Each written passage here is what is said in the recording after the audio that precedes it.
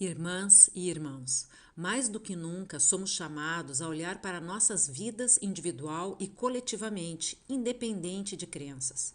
É hora de unirmos nosso pensar, sentir e agir para o bem de todos os seres que habitam este planeta. O Saber Ambiental Fergs convida para a rica reflexão que o webinar Natureza e o Diálogo Interreligioso oferece.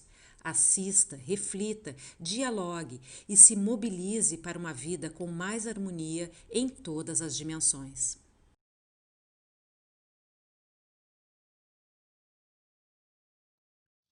Eu quero um planeta em que trilhões sejam investidos não em armas, mas sim em serviços essenciais, como educação e saúde. Também um mundo em que a gente saia na rua e não veja pobreza. Um mundo em que aprendamos novas tecnologias mais ecológicas, tendo melhor administração dos recursos naturais. Um mundo com menor diferenças sociais. Um mundo em que se estar na política não seja estar em busca do poder pessoal, mas sim de buscar sempre o bem comum para todos.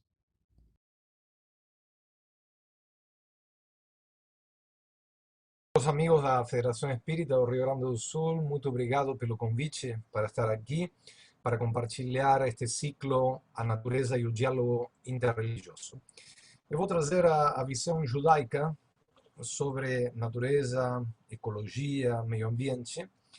Eh, Vou compartilhar com vocês a tela e vou trazer para vocês as fontes judaicas. Acho que é muito importante que a gente possa ir para as fontes.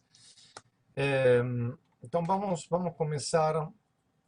Deixa eu ver se isso aí. Vamos começar pelo livro de Salmos, capítulo 24, versículo 1, que diz: A terra do Senhor e tudo o que há nela, o mundo e todos os que nela habitam. Aqui no livro de Salmos, neste capítulo e versículo, nós temos claramente quem é o dono desta terra.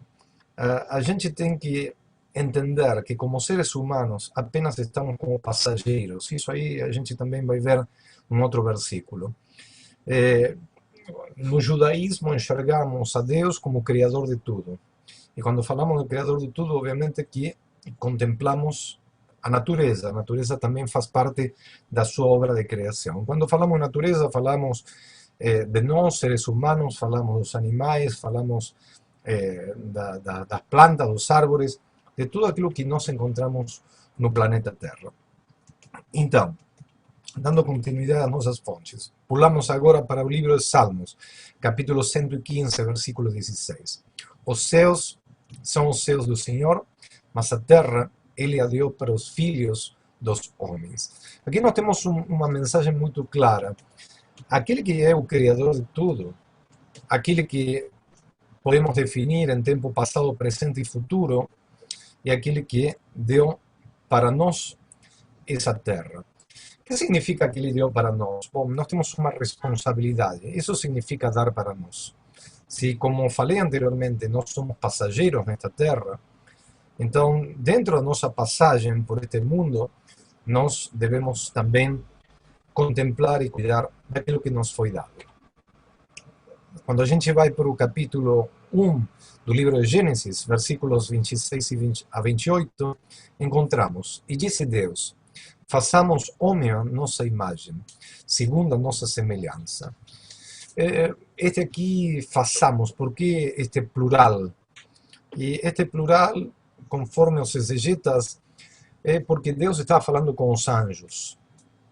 Deus está dizendo para eles: façamos homem à nossa imagem e à nossa semelhança, e que domine sobre o peixe do mar, e sobre a ave dos céus, e sobre o quadrúpede, e em toda a terra, e em todo réptil que se arrasta sobre a terra. E criou Deus o homem à sua imagem e à semelhança, Deus o criou, macho e fêmea criou-os, abençoou-os Deus, e disse-lhes Deus: frutificai, multiplicai, e enchei a terra e subjugá-la, e dominar sobre o peixe do mar e sobre a ave dos céus e em todo o animal que se arrasta sobre a terra. Aqui nós vemos que Deus nos criou a sua imagem e semelhança, mas também nós temos uma missão neste mundo. quando Deus está encerrando a sua obra de criação no sexto dia, por último, cria o homem. Quando falo do homem, falo homem e mulher. Quando ele cria o ser humano, então ele dá para esse ser humano uma tarefa. Qual é a nossa missão nesta terra? Frutificai e multiplicai e enchei a terra e subjugai-a. Então, nós temos que multiplicar-nos como seres humanos, mas também temos o domínio dessa terra. Obviamente que subjugar no bom sentido, sim? Não no sentido de tornar-nos os amos dominadores e mal emplear a nossa força e o nosso raciocínio por acima das outras criaturas. Nós temos que dominar essa terra para o bem. Seguindo com o livro de Gênesis, capítulo 1, versículos 29 e 31, e disse Deus: eis que os tenho dado. Deixem-me só tirar aqui. Eis que vos tenho dado toda a erva que dá semente, que se acha sobre a face de toda a terra, e toda árvore em que há fruto da árvore que dê semente, e vos servirá para comer. E para todo animal da terra, e toda ave dos céus, e tudo que se arrasta sobre a terra, em que haja alma viva. E toda verdura de erva será para comer. E viu Deus tudo o que fez, e eis que era muito bom, e fez tarde e foi manhã, o sexto dia. Aqui nós temos algo também muito importante da nossa relação com a terra e com a nossa alimentação. Deus cria as árvores, e no início, Adão e Eva, poderíamos dizer que se alimentavam só das árvores. Não temos relato que eles tenham se alimentado de animais. Quando eles estavam no Gan Eden, como nós dizemos em hebraico, no paraíso, o homem era completamente vegetariano. Não tinha necessidade de alimentar-se. Quando ele peca e é expulso do paraíso, então o homem começa a alimentar-se de animais também. Mas no início a gente só se alimentava, e isto aqui também para mostrar essa relação do homem com a natureza, o homem só se alimentava das árvores. Agora, dentro do livro de Êxodo, no capítulo 20, versículo 8, nós temos também a relação que o judaísmo enxerga entre natureza e descanso. O quarto mandamento, conforme a religião judaica: estejas lembrado do dia de Shabat, do sábado, para santificá-lo.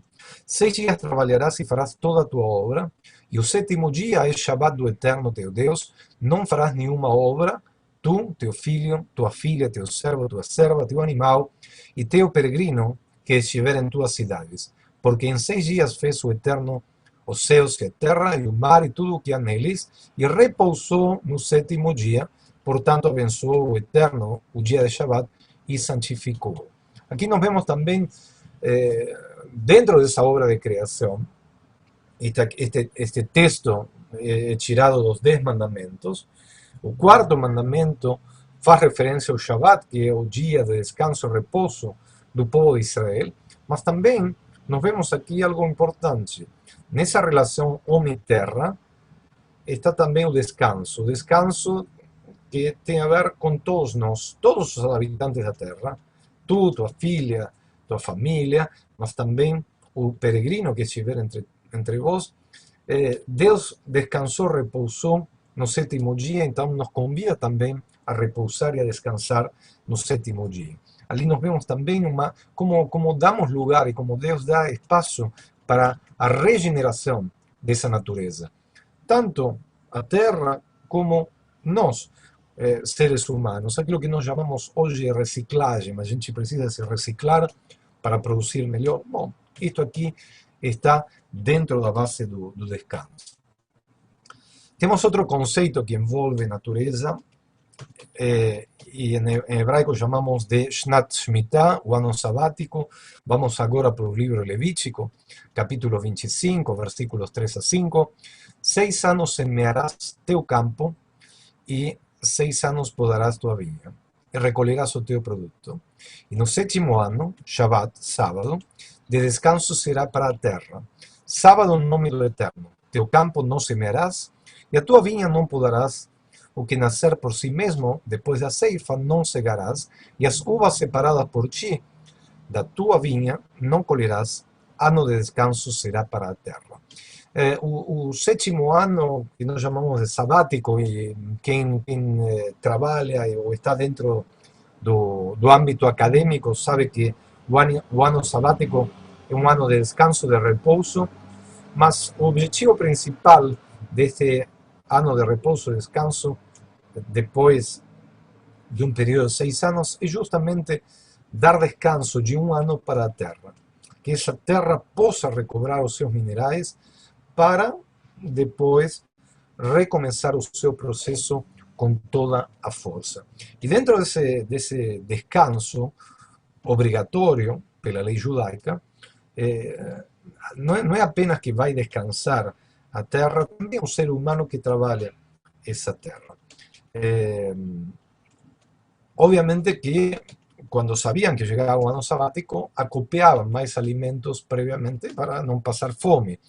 Mas era muito importante fazer essa parada. Então, nós temos o conceito ligado com a natureza de ano sabático, Shnat Shemitah. Temos um outro conceito, e seguimos aqui mais um pouquinho, e serão os produtos de descanso da terra livres para comer, para vós e para todos igualmente, para ti, para teu servo, para tua serva, para teu empregado, para teu hóspede que habitar contigo, e para teu quadrúpede e para o animal selvagem que houver em tua terra, será todo o seu produto para comer. Então, aquilo que eu disse anteriormente, a gente junta esse alimento para que no ano que paramos a terra, para que ela volte a cobrar e volte a produzir e a gerar todos os seus minerais, nós não tenhamos que passar fome. E a preocupação divina vai desde o indivíduo até os animais. Todos, absolutamente todos aqueles que habitam naquela terra. Temos outro conceito ligado com natureza, que é muito importante, é o jubileu, que nós chamamos em hebraico Shnat Yovel, o ano do jubileu. Livro de Levítico, capítulo 25, versículo 11, ele é jubileu, somente o ano 50º será jubileu para vós. Quais são as regras do 50º ano? Não semeareis, não cegareis o que nascer por si mesmo, e não colhereis as uvas da vinha separadas por vós, porque ele é o jubileu, santidade para vós, do campo comereis seu produto. Então, quando chega o 50º ano, então nós temos a cada 7 anos o ano sabático. Quando completamos 49 anos, no 50º ano, então temos o ano de jubileu. É também um ano importante para a terra, para deixar descansar a terra, mas também é um ano importante e um marco que regula os relacionamentos entre os seres humanos. Aquele que era escravo podia sair livre, as dívidas cessavam no 50º ano. Então existia toda uma reorganização. Tentem vocês pensar, aqueles que têm 50 anos ou mais, quando realmente chega ao 50º ano, a gente faz um balanço importante da sua vida e pensa naquilo que aconteceu, naquilo que irá acontecer. É um marco muito importante. E, obviamente, para a terra, para a natureza, também é.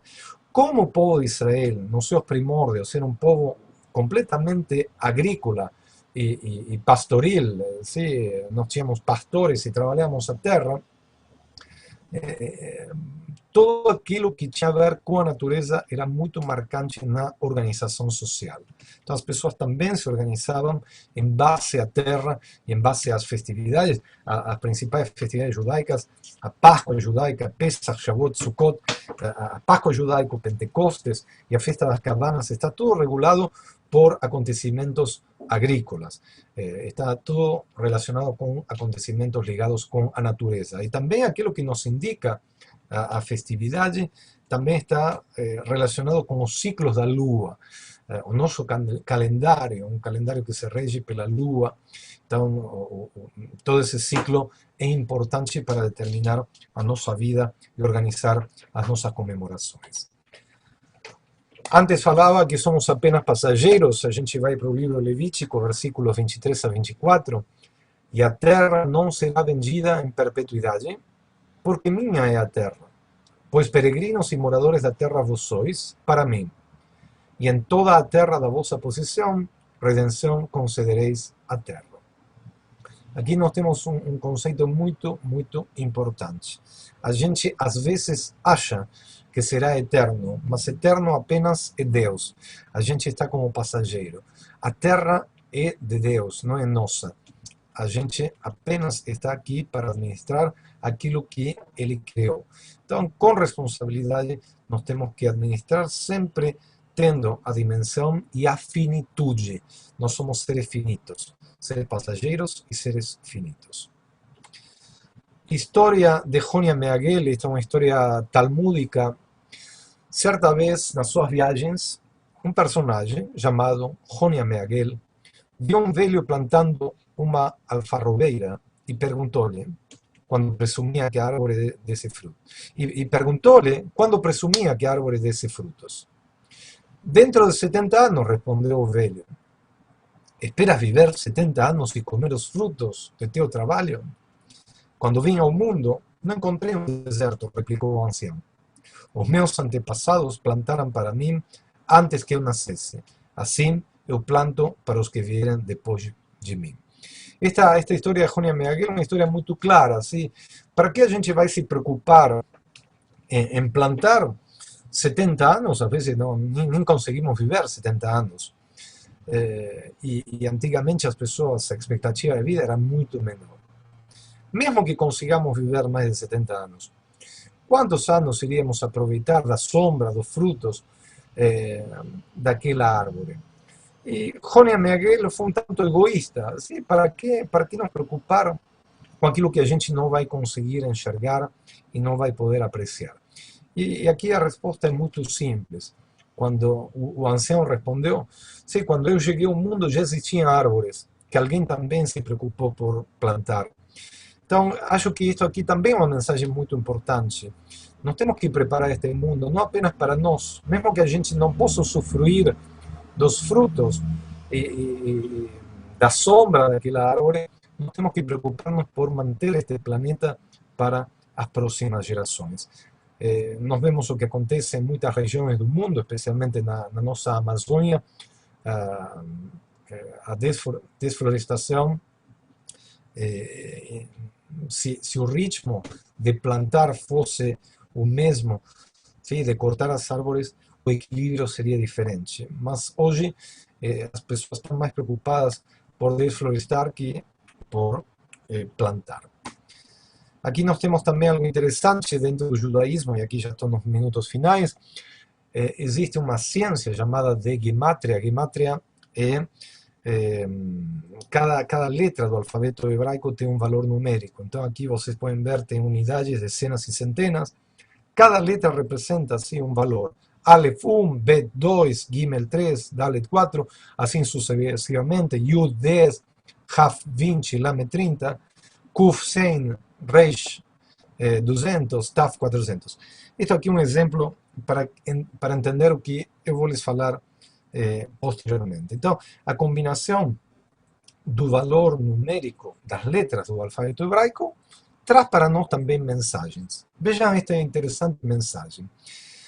A palavra ateva, que quer dizer a natureza, tem o mesmo valor numérico que Deus, Elohim.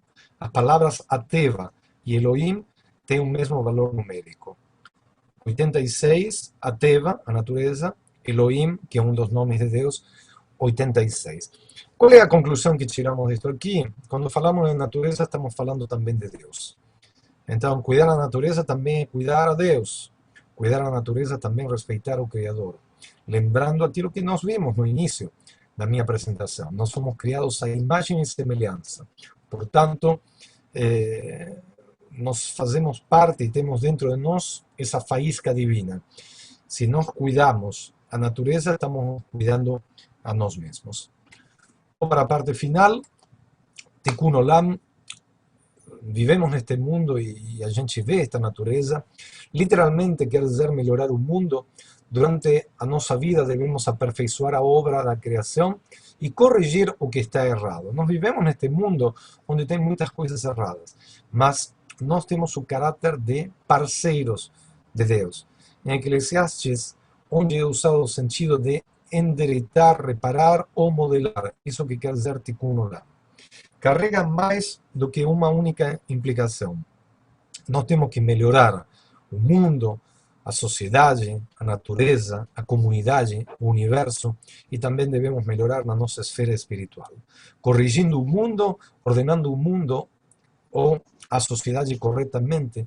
Isso aí também faz parte das nossas tarefas. Devemos melhorar a sociedade, preservando o sistema como um todo, tornando o mundo físico um mundo habitável, curar, consertar e transformar esse mundo. Isso aí faz parte, então, daquilo que nós consideramos, poderíamos dizer, os tópicos principais da visão judaica em relação à natureza. Mais uma vez, o meu agradecimento pelo convite da Federação Espírita do Rio Grande do Sul, e ficamos muito, muito felizes que esta importante federação, com todos os seus membros, façam parte também do grupo de diálogo interreligioso de Porto Alegre. Eu estou aberto depois, se quiser enviar algum e-mail para esclarecimento de dúvidas, mas, insisto, uma alegria imensa em estar aqui neste ciclo tão importante que vocês estão promovendo. Shalom.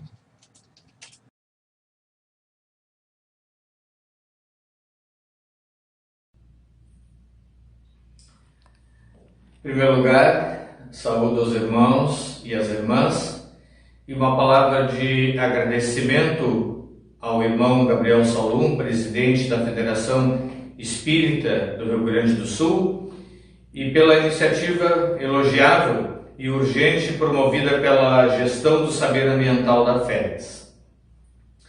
Como parte representante da Igreja Episcopal Anglicana do Brasil e também do grupo de diálogo interreligioso, fomos convidados a trazermos um pouco da nossa reflexão, da nossa posição ou das coisas que têm sido relacionadas dentro da comunhão, dentro da Igreja Anglicana, nos últimos tempos, com um tema pertinente do meio ambiente. A comunhão anglicana reconhece, em primeiro lugar, que existe uma emergência climática global. E diante disso, muitas reflexões, muitos encontros têm sido pautados dentro dessa temática. As igrejas e as províncias, partes da comunhão anglicana, têm sido cada vez mais e gradativamente sido chamadas a se comprometerem com este tema e com esta causa. A comunhão anglicana tem encorajado a todas as suas igrejas membros a tornar uma das marcas de missão da igreja e da comunhão anglicana realmente visível dentro de todas as suas comunidades. A principal relacionada a este tema, diz o seguinte: lutar para salvaguardar a integridade da criação, sustentar e renovar a vida da terra.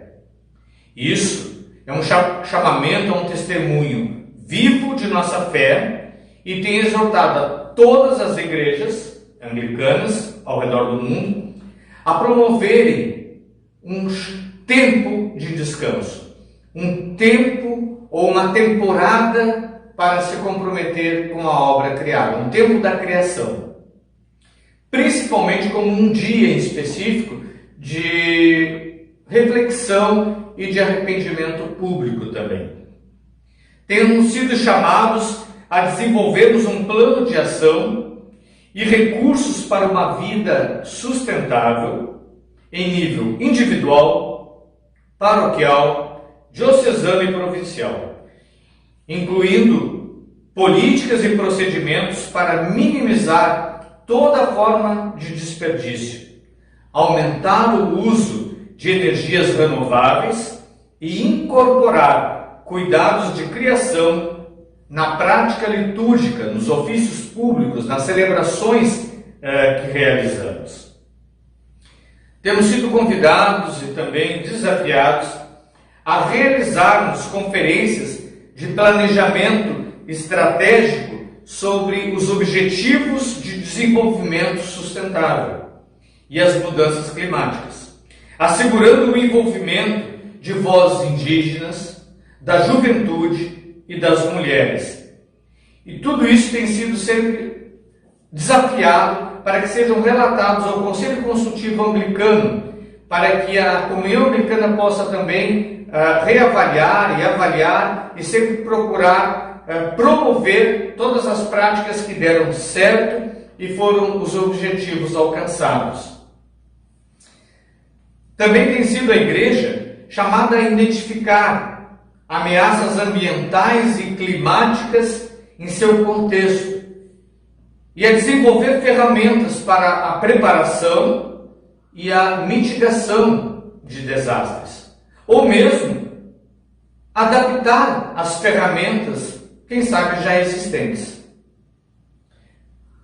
A Comunhão Anglicana tem incentivado a todas as conferências, todos os eventos, assembleias, a tornar a cada um desses encontros o mais sustentável possível do ponto de vista ambiental.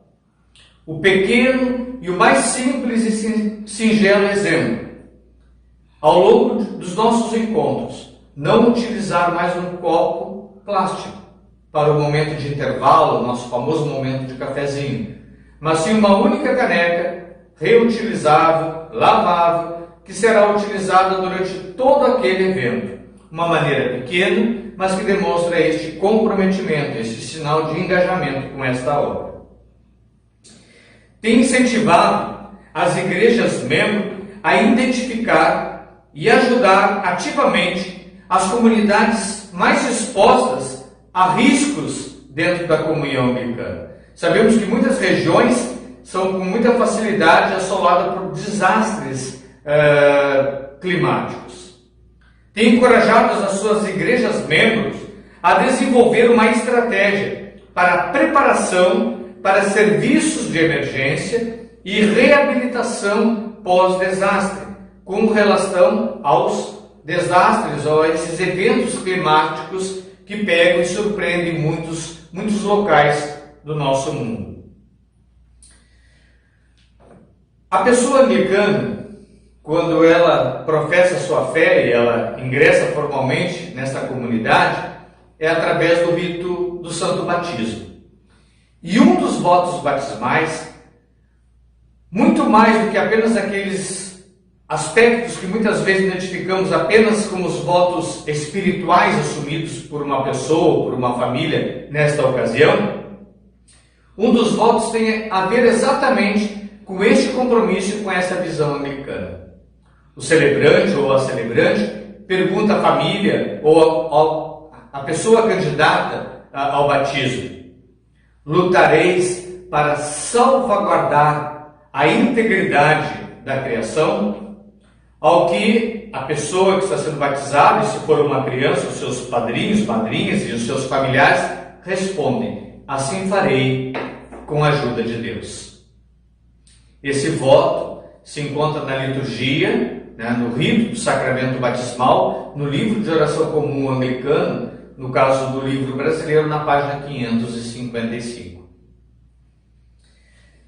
A Igreja Anglicana tem sido chamada a organizar um tempo de comprometimento com a criação. Nesta última quaresma, embora profundamente afetados pela experiência dessa pandemia que assolou a todos os países, ao nosso mundo, ao Brasil, mas ainda assim procuramos nos unir ao desafio de uma quaresma diferente. E aquilo que foi proposto durante a quaresma também são votos que deveriam perpassar todo o ano, tanto civil quanto litúrgico. A Aliança Anglicana, que é um órgão internacional responsável por isso, organizou para todos os dias da quaresma desafios diários para que as pessoas anglicanas se comprometessem com a obra criada. Então fomos chamados a um jejum pela terra, um jejum diferente, uma quaresma diferente. Por exemplo, nós somos chamados a lutarmos contra todo o uso de plástico desnecessário durante esse tempo. Compromisso de diminuir o uso de carne. Compromisso de diminuirmos o consumo de energia, de combustível nesse tempo e nesses dias. Dizermos não, por exemplo, ao uso do isopor, menos uso de papel, menos uso de sacola plástica, de organizarmos, por exemplo, nos jardins de nossas paróquias ou de nossas casas, ou mesmo se não tivermos esse espaço, um mini espaço ambiental, de plantarmos uma árvore nativa. Então são apenas alguns exemplos de todo este tempo que nós fomos chamados como pessoas anglicanas. E aí, ao final, nós pensamos, e nesse momento, com essa palavra e nessa partilha, com os irmãos da Federação Espírita do Rio Grande do Sul, nós nos unimos a vocês como pessoas de boa vontade e compreendemos que aquilo que foi chamado, por exemplo, a nós, pessoas anglicanas, é chamado a todas as pessoas de boa vontade. Estamos aqui de coração aberto, dispostos a partilharmos mais esse desafio também com cada um e cada uma de vocês. O Salmo 24 nos diz, em parte dele, do Senhor é a terra e a sua plenitude, o mundo e aqueles que nele habitam, porque ele afundou sobre os mares e afirmou sobre os rios. Assim, meus irmãos e minhas irmãs, nós somos chamados juntos a esse Deus do universo, a esse Deus misericordioso, a esse Deus criador, a nos comprometermos, a unirmos as nossas vozes e as nossas atitudes de uma maneira prática. Nos unimos a vocês nesse desafio de zelarmos pelo nosso mundo, de nos comprometermos não somente com a nossa voz, com o nosso testemunho, mas principalmente com as nossas ações e com as nossas atitudes. Assim, deixamos esta palavra e esse sinal para que este evento possa realmente promover um engajamento de todas as pessoas, de todas as fés, de todas as religiões. A obra criadora de Deus nos chama a cada um e a cada uma de nós a essa atitude. Que assim seja e que estejamos debaixo da bênção do nosso Deus Criador.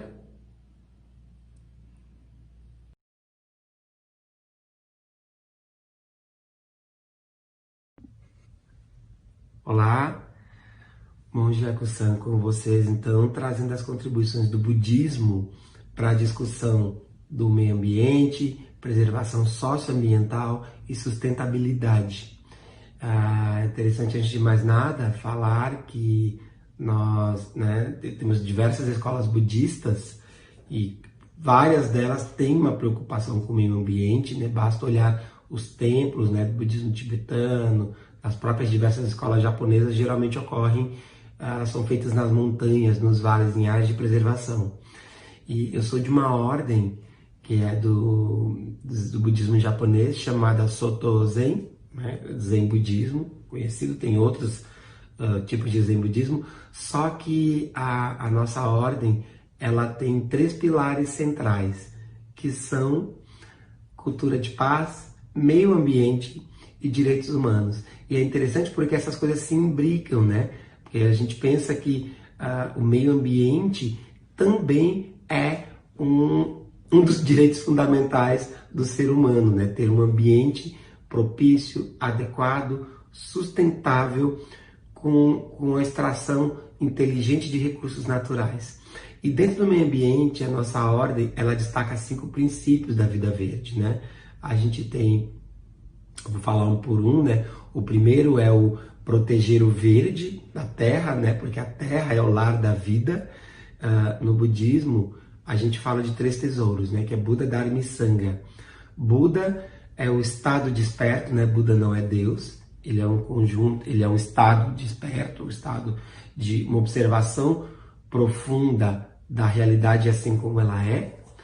A gente tem o Dharma, que são um conjunto de ensinamentos, de preceitos, de uma vida ética, né? O budismo ele não tem esse caráter, digamos, mais doutrinário, mas ele acredita, né? Nós acreditamos que ética, uma pessoa ética, ela consegue gerar muito menos sofrimento no mundo e ela consegue praticar o bem, bem que é algo que é uma palavra comum, eu acho que a todas as religiões.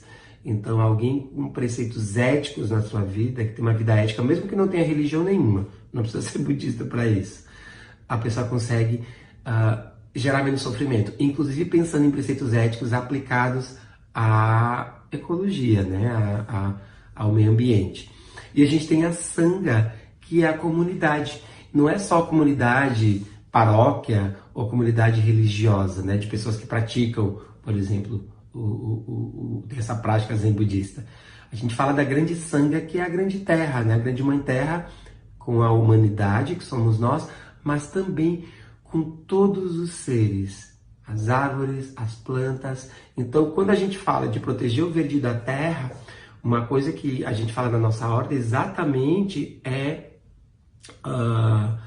essa questão do preservar o ecossistema local, né? Como eu falei antes, muitos dos nossos templos, mosteiros, eles são em áreas de montanhas, de vales, onde tem área de preservação. E uma coisa que se faz muito, né, junto de plantações, lá no Japão especialmente, é uma coisa que se chama de Satoyama, que é exatamente áreas de vilas agrícolas, áreas arborizadas, junto à plantação de monocultura, né? Acho que é algo que seria interessante a gente fazer, por exemplo, nas grandes plantações de soja, por exemplo, porque a monocultura, ela de certo modo, ela restringe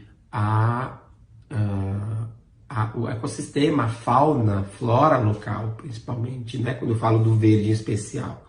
Então é um pouco disso, né? Quando a gente pensa em manter o verde, né? E uma coisa que se fala, né, no Japão, inclusive, é montanhas e florestas nos dão presentes. E é isso, dão ar puro, dão sombra, dão essa sensação de sossego, né? Quando a gente visita áreas de preservação, dentre outras coisas.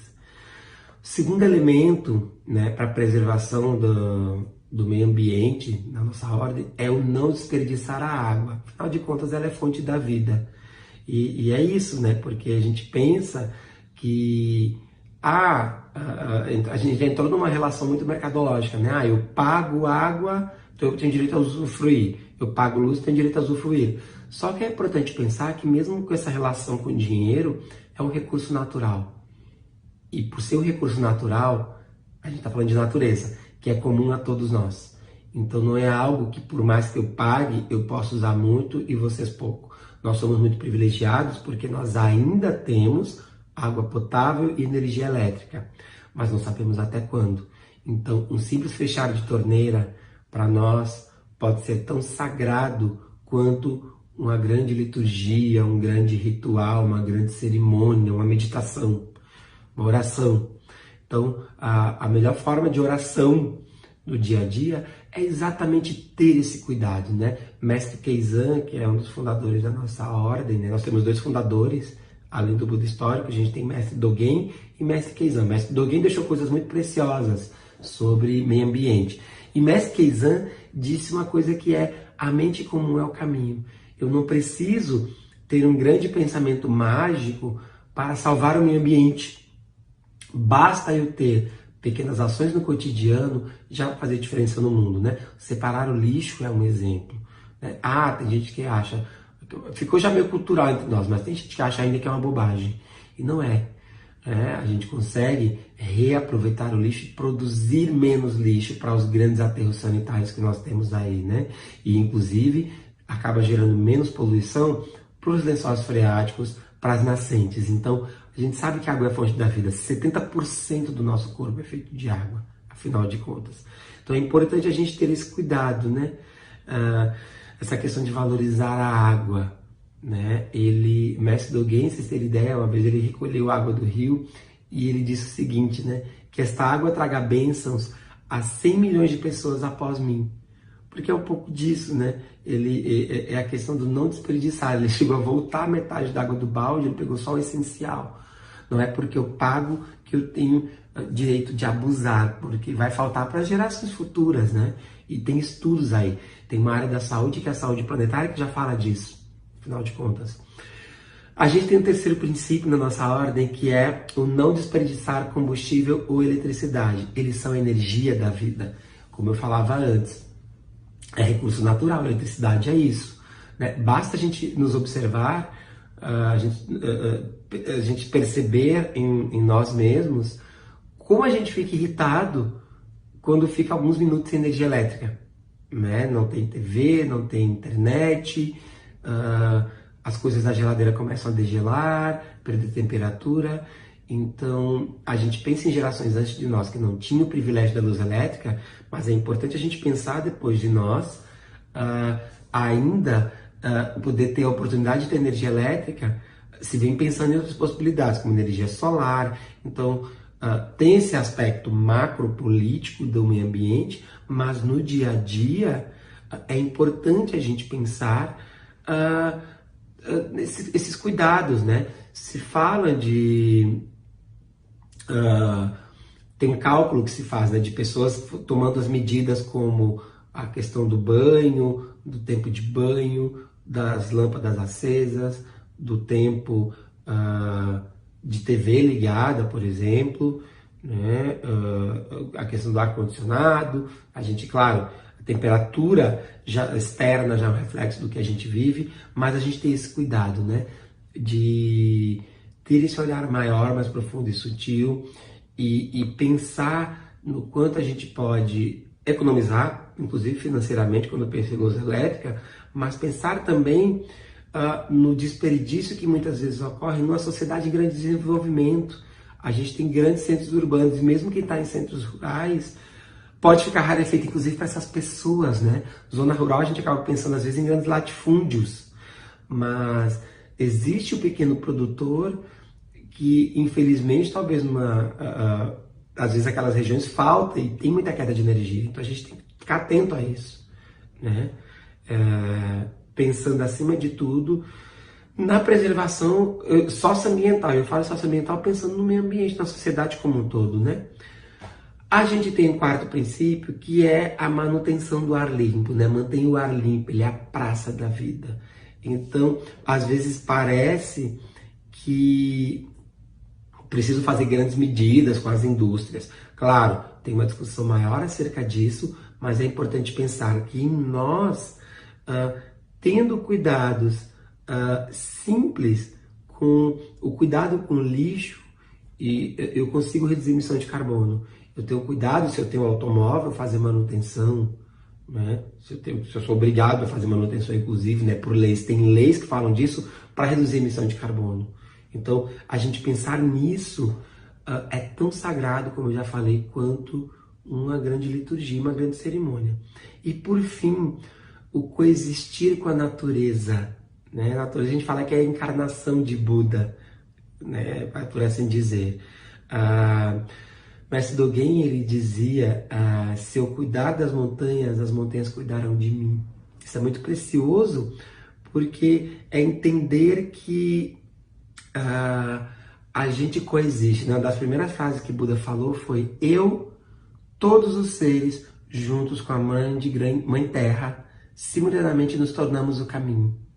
Né? Vejam bem, eu, todos os seres, junto com a grande Mãe Terra, simultaneamente nos tornamos o caminho. Então é isso, né?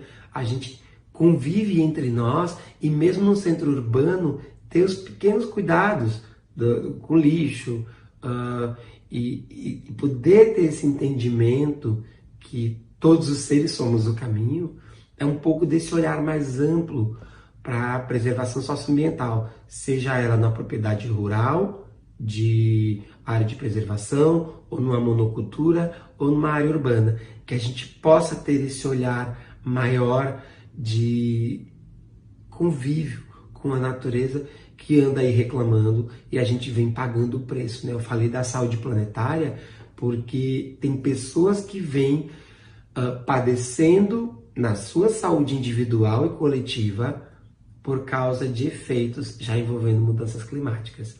Então, que a gente possa ter esse cuidado, porque como o mestre Dogen também dizia, né, as cores das montanhas e os sons dos rios das montanhas são a voz e a encarnação do Buda, são a encarnação de Jesus Cristo, são a encarnação de Maomé, são a encarnação de santos, santas e das diversas divindades e seres benfazejos, né? Porque a natureza ficou. Se ela nos faz bem, num simples ouvir cantar de pássaro, num simples observar de árvores, né? Se vê usando aplicativos de celulares para isso, é porque o cenário real, de fato, tem algo de muito sagrado. E que a gente possa ter esse cuidado e proteger aí o nosso meio ambiente, porque é nele que a gente vive, é onde a gente nasce, é onde a gente morre e é onde a gente volta, né? Afinal de contas, já foi dito, né, que na Bíblia está escrito: ao pó voltaremos. Então é um pouco disso, tá bem? E que os méritos de nossa prática, inclusive de preservação socioambiental, se estendam a todos os seres e que possamos, todas e todos, nos tornar o caminho iluminado. Muito obrigado, fiquem bem.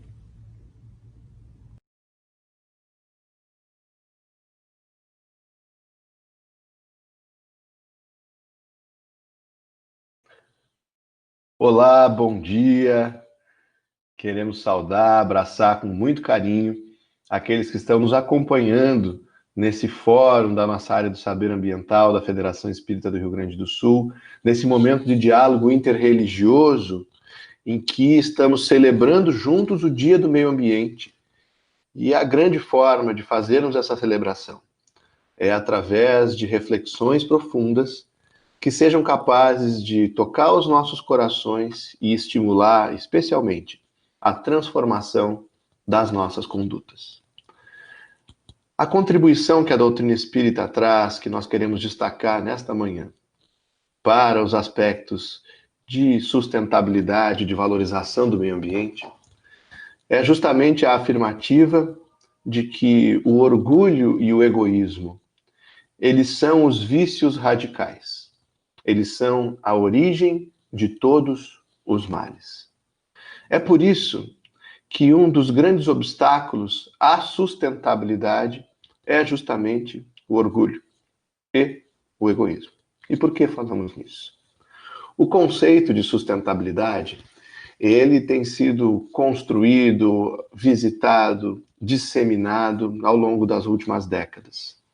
E se pudéssemos resumir o entendimento que temos acerca desse tema, diríamos que sustentabilidade é o conjunto de ações, de decisões presentes que buscam não comprometer o futuro. E mais do que isso, prospectar, preparar um futuro de forma progressiva, um futuro que seja melhor do que o presente que nós estamos vivendo. E ele é um conceito que interage de forma transversal com muitas das nossas perspectivas da vida. Nós podemos falar em sustentabilidade ambiental, nós podemos falar em sustentabilidade econômica, nós podemos falar em sustentabilidade espiritual, podemos falar em sustentabilidade ética. Ou seja, todo esse conjunto de escolhas que nós fazemos que nos permitem continuar, que nos permitem melhorar, que nos permitem progredir. O planeta em que estamos inseridos, e se ampliarmos um pouco mais essa fronteira no nosso próprio sistema solar, a galáxia, toda a obra da criação divina, eles nos apresentam um conjunto de recursos que foram destinados por Deus para o progresso da criatura humana e para que nós sejamos capazes de nos tornarmos melhores do ponto de vista intelectual e moral, e dessa maneira também sermos criaturas mais felizes. Porque quanto mais perfeitos, quanto mais virtudes desenvolvermos em nós, maior será a nossa dose de felicidade, de alegria, de pacificação íntima, algo que tanto buscamos todos nós, e especialmente nesses momentos de crise. Pois bem, e por que o uso desses recursos nos parece muitas vezes apontar para uma insuficiência? Por que é que nós falamos em escassez de água doce, de água potável, quando nós temos quantidades imensas, aqui no nosso estado, inclusive, dos grandes reservatórios de água doce do Brasil estão aqui, e dos grandes reservatórios de água doce do mundo estão no Brasil. Mas ainda assim nós temos situações de racionamento, de dificuldade. Quando nós falamos da qualidade do ar, uma vez que todos nós temos a necessidade de respirar, de absorvermos o oxigênio, e precisamos trabalhar de forma cooperativa com outros seres da criação que transformam o nosso gás carbônico em oxigênio de novo. Nós aprendemos isso na escola desde muito pequenos. Mas essa lição básica e elementar não nos impede, muitas vezes, do desmatamento inconsequente, da poluição que nos tira a qualidade de respirar e nos provoca uma série de processos enfermos, alérgicos, enfim. E nós poderíamos aqui continuar dando muitos outros elementos, falando de temperatura, falando de consumo, de circunstâncias um pouco mais palpáveis e presentes que nos apontam para uma crise de sustentabilidade. Estamos agindo no presente de forma a não pensarmos ou não prepararmos um futuro. De onde vem isso? E por que nós falávamos no egoísmo ao lado do orgulho como sendo a fonte de todos os vícios e de todos os males? Porque diante da nossa falta de perspectiva, diante da nossa falta de fé no futuro, ou até mesmo da nossa falta de espiritualidade, e por isso nós aproveitamos e nos somamos com as falas de todos os nossos irmãos de outras religiões, uma vez que todos nós partimos do pressuposto de que somos imortais, de que a vida continua. Quando nós não consideramos esse futuro como uma realidade concreta, nós agimos no presente de forma impensada, imediatista e, por que não dizer, egoísta. Eu estou preocupado com o meu interesse. Eu estou preocupado com o meu lucro.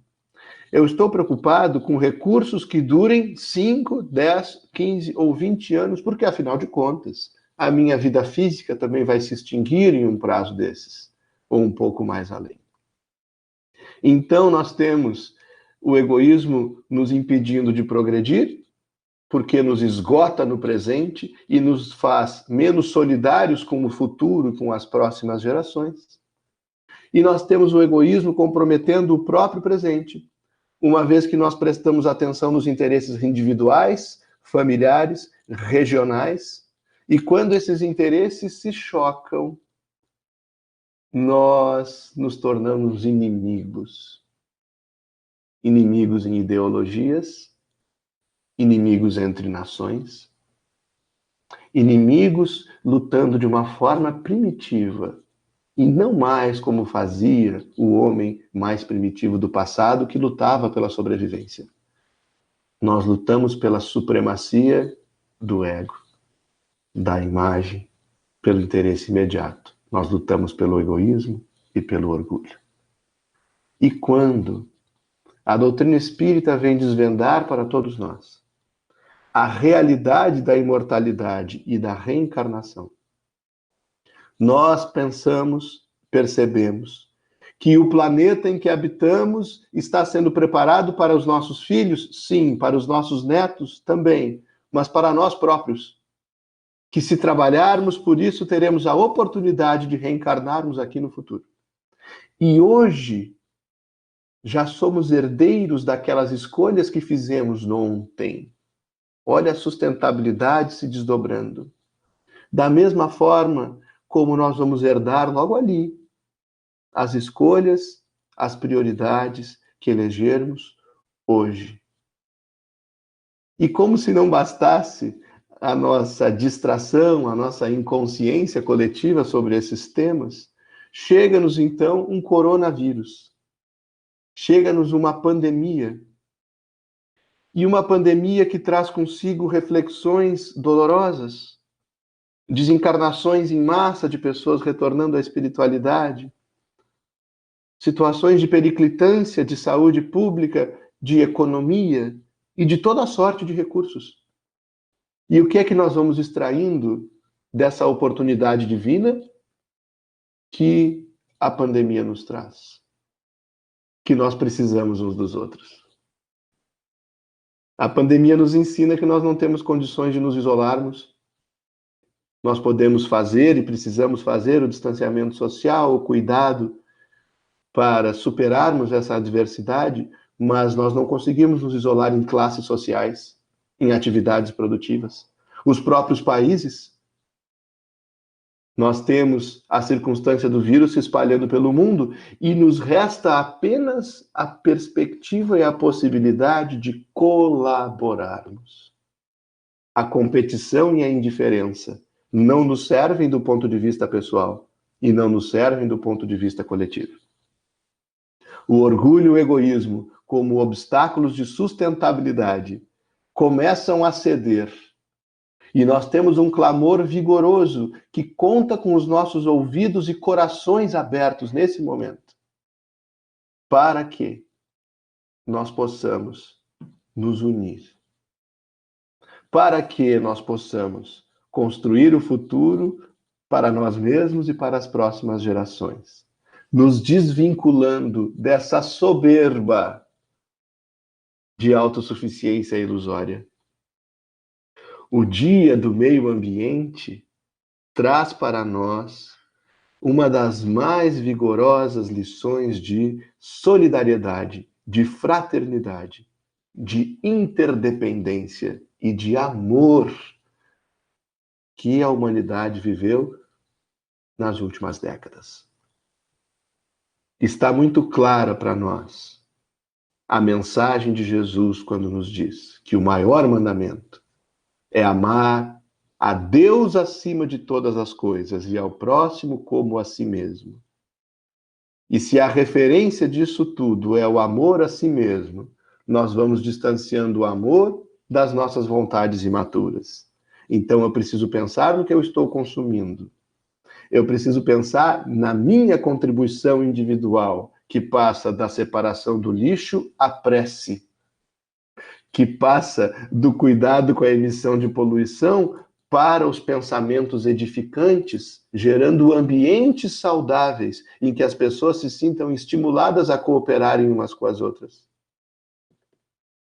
Nós estamos vivendo situações em que estamos desafiados a refletir sobre o quanto estamos consumindo, ao mesmo tempo em que precisamos pensar definitivamente sobre o que estamos divulgando, sobre o que estamos falando, sobre o que estamos propagando nas nossas redes sociais. Tudo isso é sustentabilidade. Porque cuidarmos do planeta é cuidarmos dos ambientes físicos, cuidarmos dos recursos para a nossa subsistência como espécie humana de forma harmônica com as demais espécies da criação. Mas cuidarmos também da sustentabilidade espiritual, da causa e consequência que não se extingue com o túmulo, e especialmente da construção de um mundo mais fraterno a partir dos nossos próprios corações. Não se trata apenas de reciclar, de renovar, de reaproveitar. Não. Se trata de nos transformarmos íntima e espiritualmente, para então vivermos o mandamento. Auto-amor significa responsabilidade consigo, para então amarmos ao próximo, o segundo passo do mandamento. Amar ao próximo como a nós mesmos. E então eu passo a perceber que felicidade não é cortada em fatias e que eu não posso ser feliz sozinho. Eu passo a perceber que eu preciso pensar nos meus recursos e nos dos demais. Que não basta cuidar para que eu não adoeça, porque se o outro adoecer, a sociedade toda estará doente junto comigo. Que não basta imaginar a minha perspectiva do sustento familiar ou do uso da tecnologia, da banda de internet. Eu preciso pensar em como isso está sendo compartilhado com os demais. É muito bonito o que nós estamos vivendo. E, finalmente, no terceiro trecho do mandamento trazido por Jesus, amar a Deus, a si mesmo, ao próximo, a Deus. E Deus não é um pai para ser amado de lábios. Deus é um Pai para ser amado de coração, em espírito e verdade. E se nós pretendemos amar a Deus, nós precisamos amar a obra da criação. Nós precisamos amar os nossos irmãos de humanidade, as criaturas todas de Deus que devem colaborar conosco no planeta. Então, queridos, nós nos despedimos com essa mensagem singela, deixando a nossa gratidão a todos aqueles que compartilharam conosco esse momento e esse evento. Mas, acima de tudo, a rogativa, o estímulo carinhoso e fraterno de que construamos, sim, a sustentabilidade dos ambientes físicos e espirituais, modificando o egoísmo e o orgulho em nós e vivendo como uma grande família humana. Um grande abraço a todos, muita paz e até uma próxima oportunidade.